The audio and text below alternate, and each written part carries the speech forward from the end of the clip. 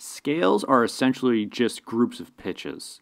Composers will use these groups of pitches to create melodies or chords. It's important for us to know scales because they help us to better understand the music we play, kind of figure out why it sounds the way it does, and scales can also help us to learn music faster. So for instance, if you look at this passage, you might just think of it as a bunch of notes.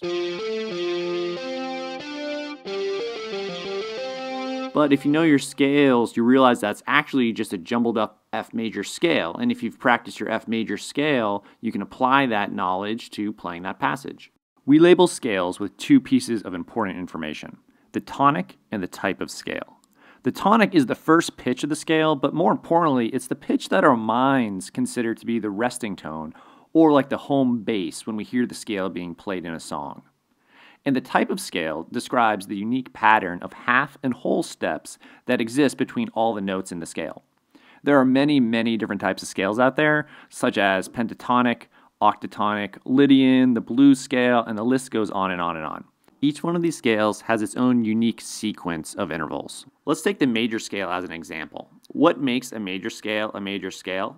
Well, every single major scale has the exact same sequence of intervals. The interval sequence goes like this: whole step, half step, whole step, whole step, whole step, half step. A half step is the space between two notes that are right next to each other, like C and C sharp, and a whole step is equal to two half steps, so like the distance between C and D. So if I start on D and follow the major scale pattern of whole, half, whole, half, I end up getting the D major scale. So just to be clear here, there's a whole step between the tonic and the second note, and then a whole step between the second note and the third note, and then a half step between the third note and the fourth note, and so on. Let's do another one. If I start on F and follow the major scale pattern, I get the F major scale. So you kind of get the idea here. You can start on any pitch that your instrument can play and follow that sequence, and you'll end up getting a major scale. So just to wrap up, scales are groups of pitches that have a special sequence of intervals between each pitch. Each scale has its own unique sequence, and as a result, every scale kind of has a different sound to it. Next, we'll look at some practical examples showing how the major scale is used.